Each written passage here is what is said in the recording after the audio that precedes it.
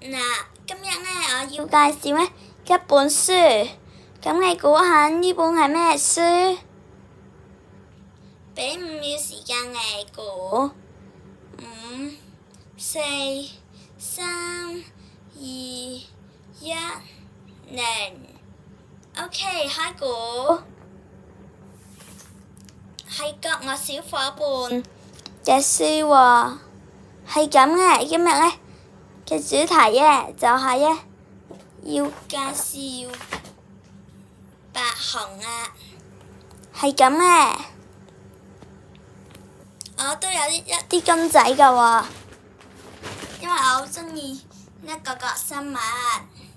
你望下，我都有公仔㗎，你哋望下啦。係咁嘅，我而家咧介紹啊，係咁。白熊咧，佢係咧，佢嬰兒時期咧，佢係咧，跟住張被覺得好凍㗎喎，凍到流鼻水㗎喎，跟住佢就接受唔到咧北方啦，就拉張被咧去第二度，咁咧就去咗一個我生物嘅屋企，個我生物都有屋企㗎喎。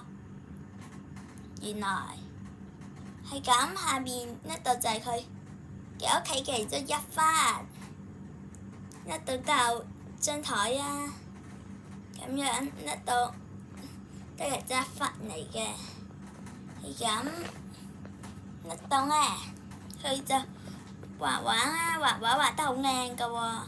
你望下，呢個係草嚟嘅，雜草嚟嘅。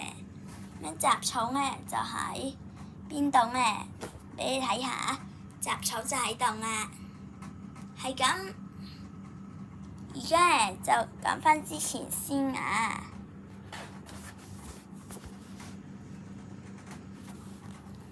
講返之前，係咁嘅。白熊就怕生㗎喎，一粒黑色嘅粉淵咧，就望實佢啊！佢叫做粉淵，係黑色嘅，佢叫做黑色粉淵，係咁嘅。去返前邊先啊，係咁嘅。佢唱緊歌咁樣咧，就喺度煮緊嘢食啊！嗰個係章魚嚟嘅，係咁。跟住咧，白熊就按咗，就晾衫就順便咧，就按埋內部啊。咁內部咧喺邊咧？內部就喺度啊。跟住咧，